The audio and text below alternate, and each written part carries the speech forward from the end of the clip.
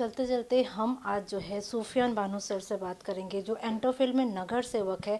कुछ गुफ्तगू करेंगे कांग्रेस में जिस तरह से नया जो है उनको अध्यक्ष पक्ष मिला है, बहुत सारे लोग जो है चेंजेस हुए हैं, उन पे भी हम उनसे बात करेंगे। सर, जिस तरह से भाई जगताप आए हैं, तो किस तरह से लगता है कि कांग्रेस में एक नई जान आई है? बिल्कुल। कहीं भी जब बदलाव होता है तो बदलाव होने के साथ वो बदलाव अपने साथ एक उत्साह लाता है, एक जो है उमंग लाता है, एक अपने आप में चेंजेस अपने आप में एक बहुत बड़ी तब्दीली की निशानी लेकर आती है। और भाई जगताप तो वैसे ही बहुत ही एग्रेसिव और बहुत ही सुलझे हुए और बोलते ना कि फ्रंट फुट पे खेलने वाला खिलाड़ी है।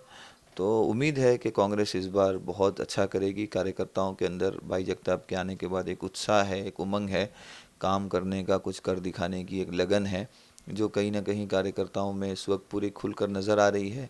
और वातावरण भी बहुत अच्छा है।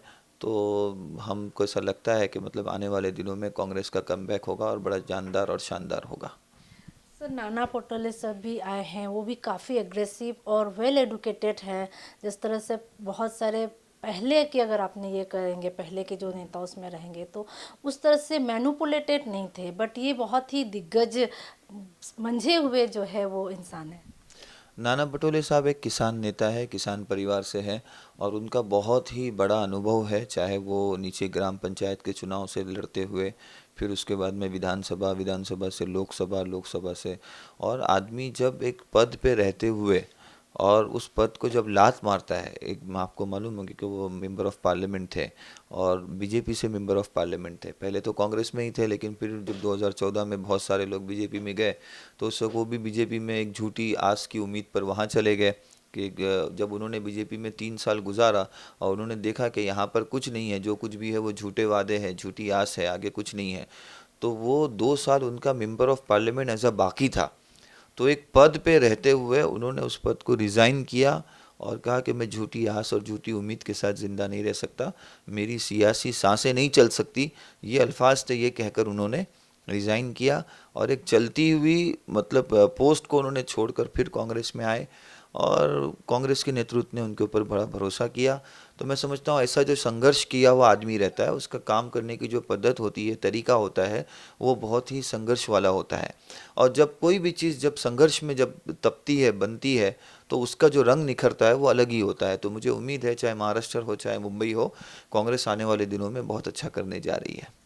सर, देखा जाए कि जिस तरह से इलेक्शन अगले साल है और पूरी तरह से यहाँ की जो वार्ड है वो पूरी तरह से जो है एक फॉर्म में दिख रही है। जिस तरह से एक खुद भाई जगताप ने बोला था कि बिगुल जो है वो अगले चुनाव का बच गया है, तो किस तरह से तैयारी चल रही है कांग्रेस में इस साउथ मुंबई जिले में? देखिए, चुनाव का तो अपने आप में उसमें पार्टी का नेतृत्व जो है वो तय करेगा कि चुनाव कैसे लड़ना है, कहाँ लड़ना है, अलायंस में लड़ना है, विदाउट अलायंस लड़ना है, या सीटों के बंटवारा कैसे होगा और किस तरीके से होगा। उसकी जहाँ तक मैं बात करूँ, ये पार्टी का जो बड़ा नेतृत्व है वो तय करेगा। लेकिन जहाँ तक कांग्रेस कार्यकर्ताओं की बात है, कि कांग्रेस का कार्यकर्ता इस वक्त कमर कस लिया है और बहुत ही उत्साह में है और बहुत ही मेहनत के मूड में है। और सबसे बड़ी बात कि जनता जो है वो जनता ख़ास तौर पे जो, चाहे पेट्रोल हो, चाहे महंगाई हो, चाहे दूसरे मुद्दे हो, इन मुद्दों की वजह से इतना जूझ चुकी है, इतना इतना उनकी कमर टूट चुकी है कि अब वो बिल्कुल जो है बदलाव के मूड में है। और हमारी दुनिया का दस्तूर है, हमने भी सुना है कि हर उरूज को ज़वाल है और हर ज़वाल को उरूज है। तो वो एक जो उरूज का दौर था भाजपा का, कि एक वक्त था, वो अभी गुजर चुका है और उनका सूरज भी कहीं ना कहीं गुरूब हो रहा है। और हमें उम्मीद है कि आने वाले दिनों में पूरे भारत के अंदर जो है बदलाव की रणनीति जो है वो हवा चलेगी।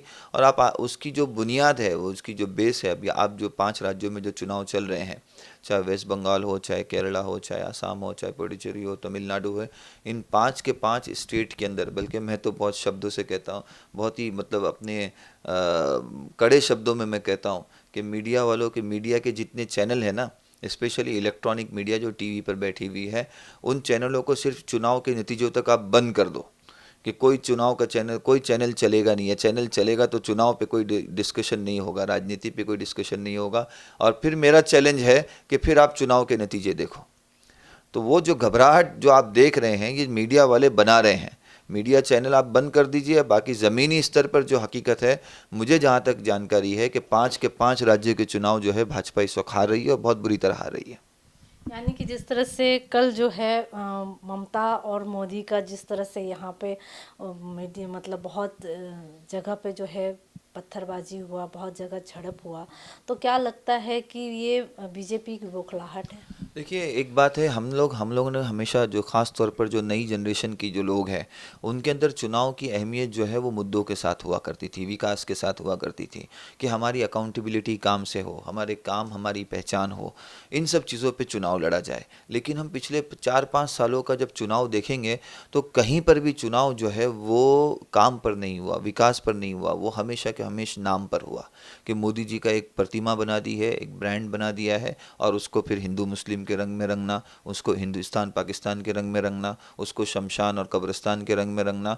हर चुनाव में जो स्थानिक मुद्दे होते हैं वो पीछे डाल दिए जाते हैं, और जानबूझकर ऐसे मुद्दे क्रिएट किए जाते हैं, खड़े किए जाते हैं, जिससे वातावरण जो है वो जहर का वातावरण पैदा हो, और जो है फिरकावारियत का वातावरण पैदा हो, और आपस में तोड़ का जो है वातावरण पैदा हो। इसकी कोशिश भाजपा हमेशा से करती आई है। अभी आप देखिए ना, जो भाजपा बंगाल में चिल्ला चिल्ला के कह रही है कि हम सीए लाएंगे, सीए नाफिज करेंगे, इम्प्लीमेंट करेंगे, वही भाजपा आसाम में सीए पे चुप है। क्यों चुप है? क्या वजह है, क्या रीज़न है कि जिस सीए के नाम पे आप बंगाल में वोट मांग रहे हो, आसाम में उस सीए के ऊपर आप एक शब्द कहने के लिए तैयार नहीं हो? तो ये मुद्दा जो है ना 370 है, ना सीए है, ना एनआरसी है। मुद्दा उनको है कि भाई किसी तरीके से दोनों मज़हब वालों के बीच में वातावरण टकराव का बना रहे, और इस टकराव के वातावरण को बाकी रखते हुए उनको राजनीतिक मफाद उनका हासिल होता रहे, और वो अपनी राजनीतिक रोटी सेकते रहे। यह उनका मुद्दा है, लेकिन अब कहीं ना कहीं जनता इसको समझ चुकी है। मुझे ऐसा लगता है कि ये जो 5 स्टेट के चुनाव है, ये इनकी घर वापसी शुरू कर देंगे। सर, आप ग्राउंड लेवल के नेता हैं, बहुत कोरोना काल में भी आपने बहुत मेहनत की है, पूरी फैमिली आपके डिस्टर्ब रही है, फिर भी आपने समाज सेवा नहीं छोड़ा है। ये दूसरा लर्ट जो है वो काफ़ी डेंजरस है, and the thing is that कि ये बच्चों पे जा काफ़ी इफेक्ट कर रहा है। और एंटोफिल एरिया जो है एक झोपड़पट्टी एरिया है, जो एक एक छोटे छोटे घर में छोटे छोटे बच्चे रहते हैं। तो किस तरह से आप अपने आप को तैयार कर रहे हैं? देखिए, कोरोना जो है ना, पिछले साल जब आया था तब उसका उसका किसी के पास तजुर्बा नहीं था, ना हमारे पास था, ना बीएमसी के पास था, ना प्रशासन के पास था। लेकिन जो पिछले ख़ास तौर पर 4 महीने गुजरे, अप्रैल मई जून जुलाई, उसके बाद में हम लोगों को एक ऐसा तजुर्बा हो गया कि अब वो स्थिति, हमको ऐसी उम्मीद है कि वो स्थिति नहीं होगी। जैसे कि अभी आप 2 दिन पहले भी देखें, मुंबई म्यूनसिपल कमिश्नर का स्टेटमेंट आया कि आज की तारीख में मुंबई महानगर पालिका इस कदर तैयार है कि रोज़ाना के 10,000 केसेस भी अगर आते हैं तो महानगर पालिका उसके लिए रेडी है। यानी इतना हमारे पास में भी चीज़ें हैं, बेड्स कह लें, दूसरी सब चीज़ें कह लें। तो जो स्थिति पिछले साल की थी, वो स्थिति अभी इस वक्त नहीं है। और उस वक्त जहाँ प्रशासन तैयार नहीं था, वहाँ जनता भी जागरूक नहीं थी। शुरू में सब लोगों ने उसको लाइटली लिया, किसी ने सीरियसली नहीं लिया। तो अभी चूँकि उसकी इतना प्रचार हो चुका है, उसके बचाव के इतने तरीके बयान हो चुके हैं, उसका बचाव के प्रचार हो चुके हैं, तो अब उम्मीद है कि जनता भी अपने लेवल पे कहीं ना कहीं प्रिकॉशन ले रही है। हाँ, नंबर्स बढ़ रहे हैं। नंबर्स बढ़ने की सबसे बड़ी वजह है कि हमारे यहाँ टेस्टिंग के नंबर सबसे ज़्यादा है। लोग कहते हैं दूसरे स्टेट के मुकाबले में यहाँ नंबर ज़्यादा है। नंबर दूसरे स्टेट में, मैं बिहार चुनाव में 18 दिन वहाँ था, एक बार टेस्ट नहीं हुआ हमारा। वेस्ट बंगाल में भी आप देख रहे हैं, टेस्टिंग का कोई सिस्टम पूरे पूरे भारत में जहाँ पर कहीं पर नहीं है, वहाँ महाराष्ट्र में है। आप मुंबई में किसी मॉल में चले जाएं, मॉल में दाखिल होने से पहले पकड़ के टेस्टिंग कर रहे हैं। रेलवे स्टेशन पे टेस्टिंग हो रही है। हाँ, आप किसी क्या कहते हैं उसको, अपने बीएमसी की कोई वार्ड ऑफिस होती है, वार्ड ऑफिस में चले जाए, वहाँ पकड़ के टेस्टिंग कर रहे हैं। तो हमारे यहाँ जो नंबर्स आ रहे हैं, वो numbers just because of testing, कि हम टेस्टिंग ज़्यादा कर रहे हैं, तो टेस्टिंग होने को तो डेफिनेटली उसके नंबर बढ़ेंगे। और दूसरी बात, जो नंबर्स आ रहे हैं उसमें हमारे पास में 75% ऐसे जो है कि जिनको किसी भी किस्म की कोई भी उनको निशानी नहीं है। तो इसमें कोई डरने की, घबराने की बात नहीं है। हाँ, प्रिकॉशन लेना चाहिए। वो तो अब ये दुनिया कोरोना के साथ ही आगे बढ़ने वाली है। पूरी दुनिया कोरोना, अब जैसे एक दौर में, पहले दौर में कैंसर आया था, फिर टीबी आया, फिर एड्स आया, लेकिन वो जिस वक्त आया था उस वक्त पूरी दुनिया में हाहाकार मच गई। लेकिन एक दौर गुजरने के बाद लोगों को उसमें जीना शुरू हो गया। अभी आपको मैं बताऊं, आज की तारीख में अभी कोरोना की, आज छोड़ दीजिए, पिछले साल जब कोरोना हाई पीक पे था, अप्रैल मई जून जुलाई अगस्त सितंबर, ये 5 महीने, उस वक्त भी कोरोना का जो डेथ रेशो था वो 1.5 था। आज की तारीख में 0.9 है, मतलब 1% लोग भी कोरोना की वजह से नहीं मर रहे हैं। आपको पता है डेंगू मलेरिया से कितने परसेंट मर रहे हैं? डेंगू मलेरिया का रेशो आज की तारीख में 15% है। टीबी का रेशो आज की तारीख में डेथ रेशो 17% है और कोरोना का 0.9% है। तो कहीं ना कहीं जो एक दहशत का खौफ का माहौल बनाया जाता है वो गलत है। उसको, हाँ, टेस्टिंग हो रही है इसलिए नंबर्स आ रहे हैं, उसमें कहीं ना कहीं सरकार को बदनाम करने की इसमें कोई ज़रूरत नहीं। और ना, मैं तो इस बात के भी विरोध में हूँ कि भाई लॉकडाउन लगाया जाए। लॉकडाउन का भी जो है कल मुंबई कांग्रेस अध्यक्ष ने भी क्लियर तो इस पे स्टेटमेंट दिया कि लॉकडाउन जो है वो कोरोना का हल नहीं है, समझे, क्योंकि लॉकडाउन से जो पूरी हमारी अर्थव्यवस्था है वो पूरी चरमरा जाती है। पिछले साल लॉकडाउन हुआ, लोग सक्षम थे तो लोगों ने, एनजीओज ने पैसा निकाला, खर्च किया, लोगों के घर बार चलाए, अनाज बांटा, खाना बांटा। लेकिन अभी पिछले 1 सालों से सारे डोनर्स के काम धंधे बंद है, ना वो डोनेट करेंगे ना एनजीओ काम करेंगे। तो अब की बार अगर लॉकडाउन लगता है तो सरकार को, हम तो खुद कहते हैं, राहुल गांधी जी ने जो चीज़ें लाई थी कि कहा था कि हर घर में न्याय योजना के तहत इतना इतना पैसा हर रोज बेरोजगार को मिलना चाहिए। तो सरकार अगर लॉकडाउन करती है तो हर परिवार को 15,000 रुपये महीना दे, फिर करे लॉकडाउन, कोई मना नहीं है। तो यही मुंबई कांग्रेस का स्पष्ट इसके अंदर मत है कि लॉकडाउन नहीं होना चाहिए, और अगर करना है तो हर सरकार हर घर के अंदर अनाज पहुंचाए, 15,000 रुपये खर्च दे, फिर उसके बाद में लॉकडाउन करना है लॉकडाउन करे। सर, अगर थोड़ी सी इलेक्शन की अगर बात करें तो बहुत सारे यहाँ पे जो वार्ड्स है वो लेडीज़ वार्ड होने वाला है, कोई ओबीसी वार्ड होने वाला है।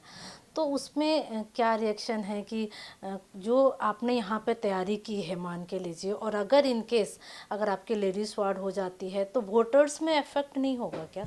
देखिए, मेरा व्यक्तिगत इसके अंदर मत ये है, मैं ये कहना चाहता हूँ कि एक नगर सेवक को कम से कम काम करने के लिए 10 साल का मौका देना चाहिए।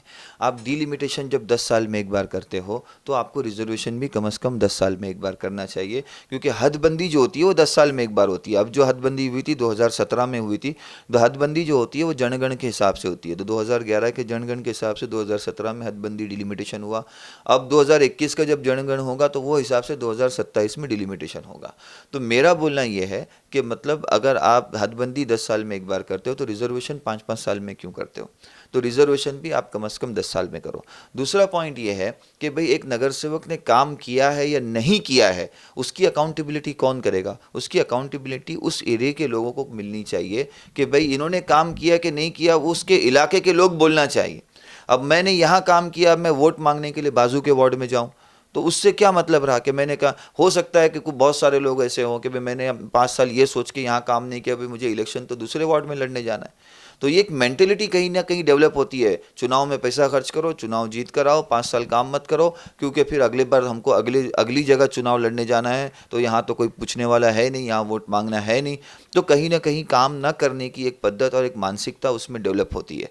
इसके लिए जब चुनाव का डर रहेगा तो आदमी जैसे भी हो वो काम करेगा, वो रोड पर उतरेगा, लोगों के लिए काम करेगा। अब जब उसको मालूम है मैं कितना भी काम करूं कि नहीं करूं, चुनाव तो यहाँ से लड़ना है ही नहीं, ये सीट रिजर्व होनी है, मुझे कहीं और जाना है, तो फिर उसके बाद में वो काम क्यों करेगा? तो इसके लिए बहुत सारी सी चीज़ें हैं जिसकी वजह से मुंबई कांग्रेस अध्यक्ष भाई जगताप जी ने भी इसको समर्थन किया है कि एक नगर सेवक की जो काम करने की जो मुद्दत है वो 5 साल से बढ़ाकर 10 साल की जाए। मुंबई महानगर पालिका में नोटिस ऑफ मोशन मंजूर हुआ है। नोटिस ऑफ मंजूर होने के बाद पूरी सहमति से सबसे मंजूर हुआ है कि भाई आप इसको 5 साल का दौरानिया बढ़ाकर 10 साल करो। तो अभी ये चीज़ यूडी में है, यूडी अर्बन डेवलपमेंट मिनिस्टर और मुख्यमंत्री के पास है कि वो इसको अप्रूव करते हैं। अगर वो अप्रूव करते हैं तो ये कानून बन जाएगा, पॉलिसी में अमेंडमेंट होगा, और अगर वो अप्रूव नहीं करते हैं तो फिर दोबारा से रिजर्वेशन होगा। तो दोबारा से रिजर्वेशन होगा तो जो पार्टी डिसाइड करेगी जो कौन से वार्ड खुलते हैं, कौन से वार्ड नहीं खुलते हैं, वार्ड ओपन भी होता है तो ओपन में वो एससी में जाता है, ओबीसी में जाता है, एसटी में जाता है, ये सारी दिक्कतें हैं। तो जिस वक्त भी ये जून जुलाई के बाद सारी प्रक्रिया शुरू होगी, उस वक्त पार्टी के आदेश जो होंगे उसका पालन किया जाएगा। सर, ये थे सूफियान बानो सर, जिन्होंने कई मुद्दों पे हमसे बात की और हर मुद्दे का जो है स्पष्ट उत्तर देकर अपने आप को पूरा खरा उतारा है। कैमरामैन रोशन के साथ संध्या श्रीवास्तव, ग्लोबल चक्र न्यूज़, मुंबई।